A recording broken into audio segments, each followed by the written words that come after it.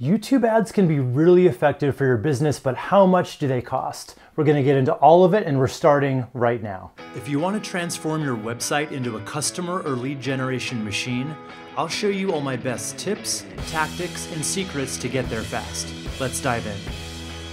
Hey guys, I'm Wes McDowell, web strategist for The Deep End, and if you're not subscribed to our channel yet, you're definitely going to want to click the subscribe button and the little bell icon next to it so you never miss another video you need to succeed online. Now, my goal for this video today is by the end of it, you're going to know exactly what to expect in terms of YouTube pricing, as well as all the different factors that make a difference when you're talking about what you're going to pay. So basically right now there's a lot of talk about Facebook ads, but the thing is the prices for Facebook ads are pretty much skyrocketing. Yet YouTube remains a very affordable way to pinpoint your ideal customer with lots of really interesting targeting options. Now, what I like best about YouTube ads is you really only pay for them when you know someone has viewed it, usually for 30 seconds or more. Compare that with Facebook, where they define a view as 3 seconds, which is pretty useless when you think about it. You're not really going to get your brand out there in 3 seconds. Now, it's important to know that YouTube ads are basically a bidding system, just like Facebook.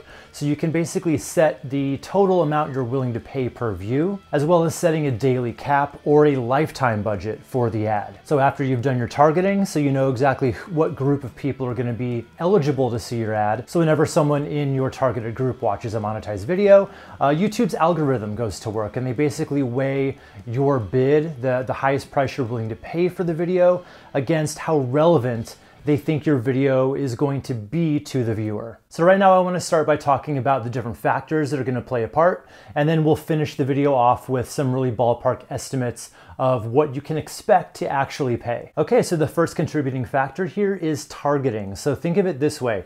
The more granular your targeting gets, meaning the smaller the group is, the more you can expect to pay in general. So if you show your ad to a really large group, like just everybody in the United States, your cost will generally be lower because YouTube's probably just going to show your ad to the people that nobody else is really advertising to. On the opposite end, if you get really specific, it's going to drive your costs up because basically now you're competing against a bunch of other advertisers that may be running ads to that same group of people. It might help to think of this like a dating app. So let's say you're willing to go out with just about anybody on the app. Well, you're probably going to get a lot of dates that way. But the pickier you are, and if you're only willing to go out with those 9s and 10s, you're going to have a lot more competition for those people. So it works the same way in the auction system with YouTube ads. Okay, so the next contributing factor is the placement of the ad. You know, where on YouTube is your ad being shown?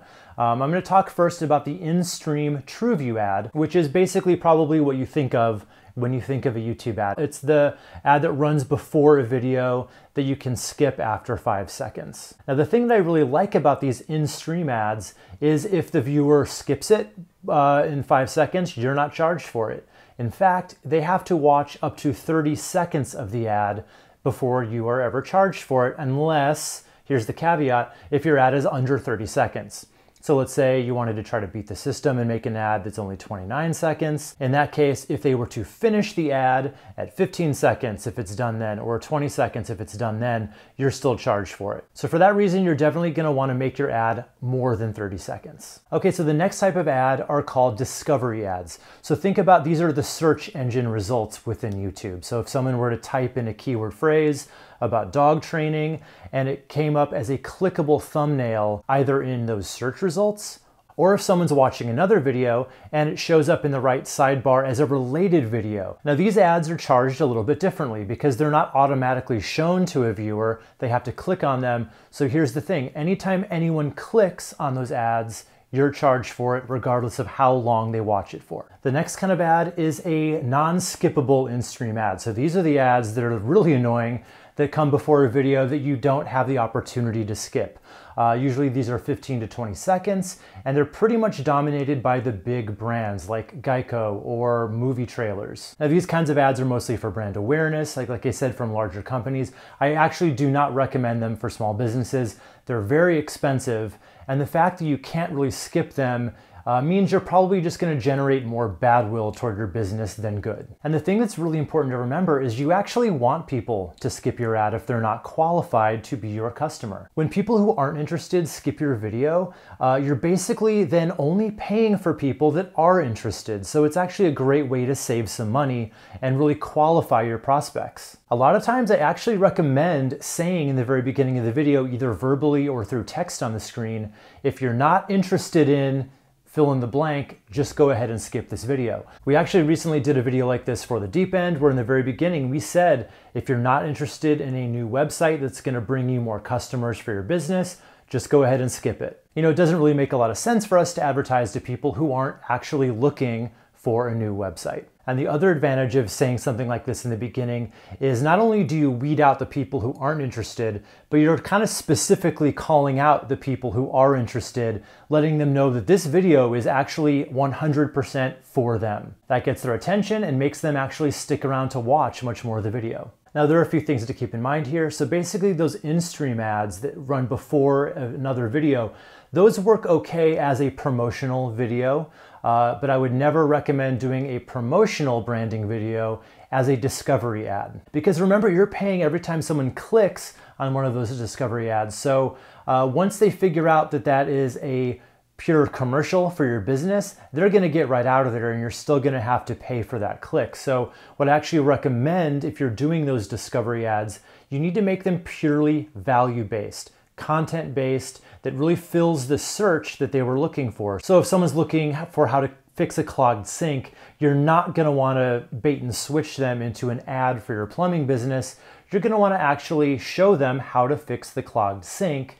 And then at the end of that video, you can end it with a call to action. Like you might say, if you need help with any of this, go ahead and give us a call. So you're still delivering value and also getting your call to action in there at the very end. And I'd also encourage you to think of ways you can get your brand name within the first 5 seconds of one of those in-stream ads before they're allowed to skip it. Getting these brand mentions of your business can be really valuable on its own, especially if people are seeing the ad multiple times. So basically, this is a way to cheat the system a little bit and actually get people to hear the name of your brand, even if they're not viewing the video, which means you're getting all that attention for free. Okay, so now that you know all the different factors and considerations that go into how much your YouTube ads are going to cost, let's talk about numbers and exactly what you might expect to pay. And as you may expect, there is a range here. I can't really tell you the one specific number, but I can say I've seen them as low as 1 to 2 cents per view. I've actually gotten that for the Deep End.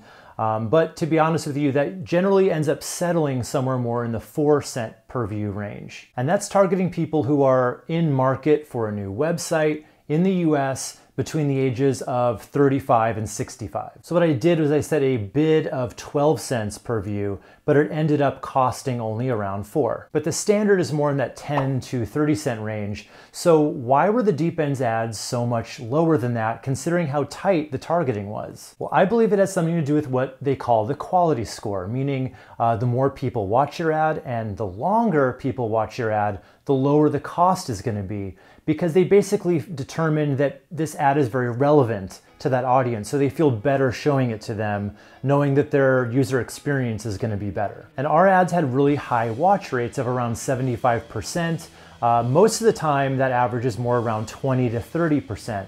And the reason I think it was so high for us, these were mostly value-based videos, not purely promotional. And we really got our targeting right. So that's why it's really important to set your targeting correctly so that the people that are viewing your ad are definitely looking for the service or product you provide. You know, if someone's actually in the market for an interior designer, and then there you are with your interior design tips in front of them, people are naturally going to pay attention to that because it's really important to them in the moment. And of course, as with all advertising in the end, the only thing that really matters is the ROI it brings in.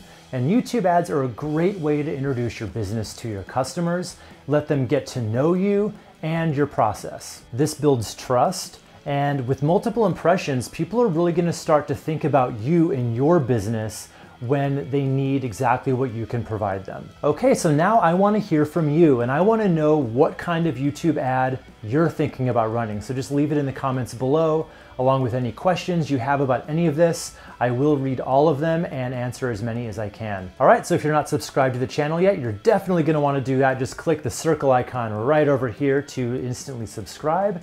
And if you haven't accessed my free mini course, How to Guarantee Website ROI, you're going to want to click that right up over here and get instant access. All right, guys, Wes McDowell for The Deep End, and I'll see you next time.